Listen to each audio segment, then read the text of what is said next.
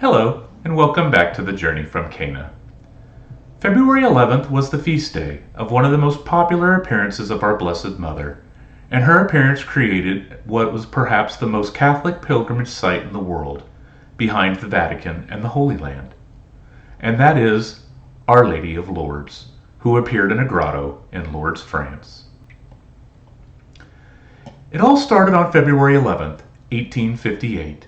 A young, poor, and sick girl, who was about 13 years old, named Bernadette, was out collecting firewood with her sister and another friend near a grotto, when they saw a vision of a lovely lady praying the rosary.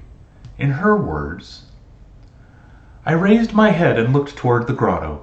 I saw a lady dressed in white, wearing a white dress, a blue girdle, and a yellow rose on each foot, the same color as the chain of her rosary." A few days later she returned to the grotto, and again saw the lady standing there, praying the rosary.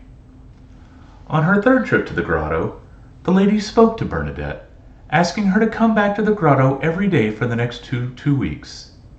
Saint Bernadette did, and during those visits the mysterious lady asked for a chapel to be built at the grotto, for Saint Bernadette to pray for the conversion of sinners, and to drink from the spring that would be revealed at the grotto. Word of the appearance of Our Lady at the grotto spread, and the townspeople began to gather together with Saint Bernadette while she prayed. The civil authorities even detained and harassed her, while the faithful in the area came to her rescue. Saint Bernadette describes this time by saying, "There was something in me that enabled me to rise above everything. I was attacked from all sides, but nothing mattered. I was not afraid." On February 23rd, the lady pointed to a section of the grotto, instructing Saint Bernadette to drink and wash in the spring. However, there wasn't a spring there, so Saint Bernadette went over to where the lady had pointed and started digging, trying to drink the muddy water. Obviously, those that saw this thought Saint Bernadette was crazy. However, as she dug, water sprung forth from the ground. On March 25th, during the Feast of the Annunciation, the lady at the grotto revealed herself to be our Blessed Mother, saying she was the Immaculate Conception. Saint Bernadette describes the event. "With two arms hanging down, she raised her eyes and looked up to the sky, and it was then that she told me, joining her hands together, now at the height of her breast, that she was the Immaculate Conception. Those were the last words she ever said to me." Many of the faithful took this as a sign. The dogma of the Immaculate Conception had only been infallibly defined a few years prior by Pope Pius IX, and Saint Bernadette, an uneducated 13-year-old whose family was lukewarm Catholics at best, had no way of knowing this, much less teaching it to their daughter. 4 years later, the local bishop ruled that the appearances were authentic, and Saint Bernadette was allowed to enter into the religious life. There Saint Bernadette lived and served while her health continued to deteriorate, until she passed away at 34 years old of tuberculosis. Can you imagine a young girl who barely knew the Catholic faith claiming to be talking to our Blessed Mother, calling her the Immaculate Conception? Or how about how her parents must have felt when they heard that their sick child was digging around in the mud while trying to drink the water? As miraculous as all that would have been, like most of our Blessed Mother's appearances, a multitude of miracles have occurred surrounding them. Let's start with the miracles that have occurred around Saint Bernadette. During the Blessed Mother's first appearance, when she tried to join the Blessed Mother in praying the Rosary by making the sign of the cross, her arm became paralyzed.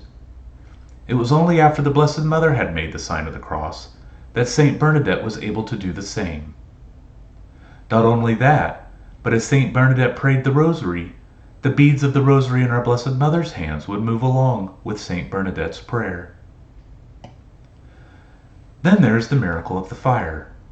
Following the Blessed Mother's instruction, Saint Bernadette would always bring a candle with her to the grotto. During her 17th appearance, the Blessed Mother took one of Saint Bernadette's hands and placed it over the candle flame while she prayed, and kept it there while she continued to pray for about 15 minutes. The witnesses could see the flames burning through her fingers. However, she never moved, nor did the flame appear to harm her. Immediately after, a physician was there and examined her hand, and saw no harm had come to her. Testing the flame, he moved her hand into it, and Saint Bernadette immediately pulled away, crying out in pain. Or how about the final miracle surrounding Saint Bernadette that we can still see today? 30 years after her death, in 1909, her body was exhumed and found to be completely intact and uncorrupted. 10 years later, she was exhumed again and found that her body was in the same exact state, unchanged. The incorruptibility of her body led to her canonization by Pope Pius XI in 1933. Today, we can still see her body on display in Nevers, France. Next, let's look at what is perhaps the most popular miracle surrounding Our Lady of Lourdes and why it's one of the most popular pilgrimage sites, and that is the miracles surrounding the spring. The first miracle of healing occurred a few days after the spring began to flow. A pregnant woman had been praying at the site and bathed her right hand in the water. Her paralyzed right hand in the water. Instantly her right hand was cured, and that night she gave birth to her third child, a child who would grow up to become a priest. Since then, over 7,000 people have come forward claiming to have been healed after bathing in the spring, leading to the establishment of a medical bureau to investigate the claims.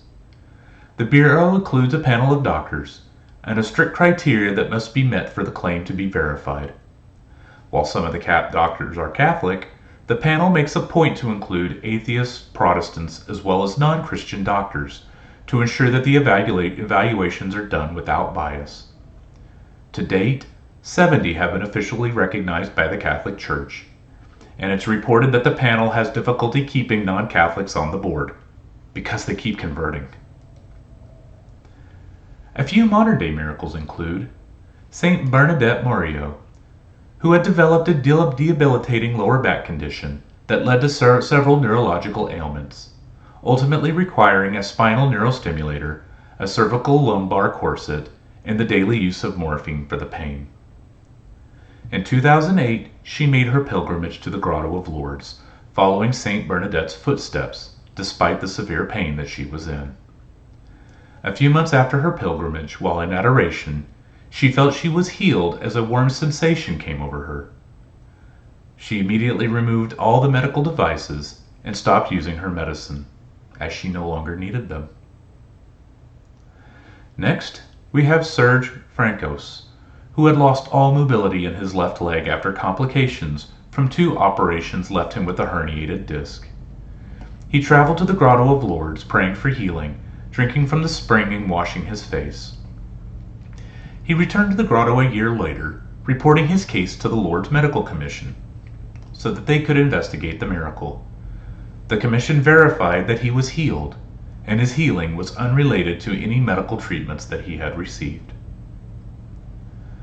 Then there was John Pierre, who was paralyzed with multiple sclerosis and was classified by the French health system as a total invalid. On his pilgrimage to the grotto, those that had accompanied him felt that he would not survive the trip. However, he did, and by the time he had returned home from his pilgrimage, he was able to walk, with virtually all traces of the illness gone. His physician, who is a self-professed agnostic, said there was no scientific explanation for what occurred. There are many others, and you can find a summary of them in the website description of this on a website in the description of this video. What they all have in common, though, is the healing power of God pouring forth to those who believe and have asked for our Blessed Mother's intercession. Just like we saw in the scriptures, when her intercession at the wedding of Cana started our Lord's public ministry, the greatest miracle of all. Thank you very much for joining me today.